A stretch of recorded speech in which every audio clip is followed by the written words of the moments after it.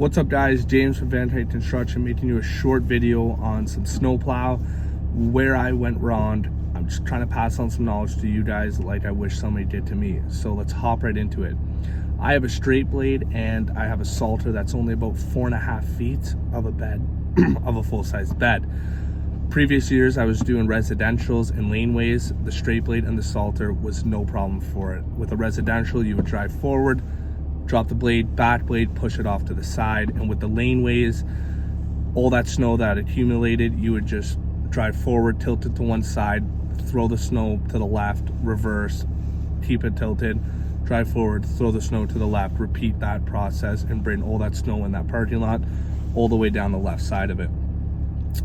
When I took on these commercial lots, I just didn't have the time to grab the blade. I mean, we took it on very late, so there was snow already coming. I just didn't want to be stuck with my hand in the cookie jar.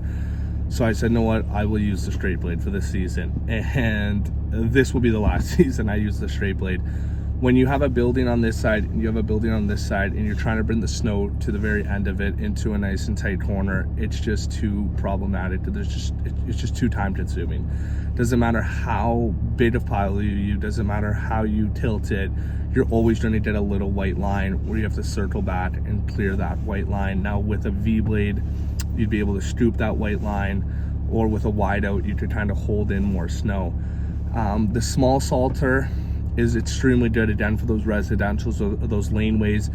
You can get about a yard into it, and then you could fill in that little 2 feet gap, you can fill it up with salt. So when you want to do your stairs or your walkways or your pathways to the house, you can just shovel from there, fill up your barrel, and away you go. And when you want to hit the driveway, you just turn the salter on.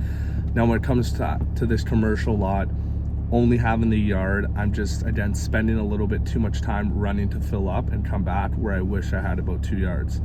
So if I was to redo it, which I will do next year, I would definitely grab a V blade or a wide outs, and I would get the bigger salter for these bigger commercial lots. Again, if you're sticking to laneways or residentials, this size salter and this style of blade, you can't beat the price, and it's going to work efficiently and you're not going to have a hard time with it. So just a little bit of knowledge I'm sharing with you guys while I got some time this snowy morning. Hopefully you enjoy the video, and I'll see you in the next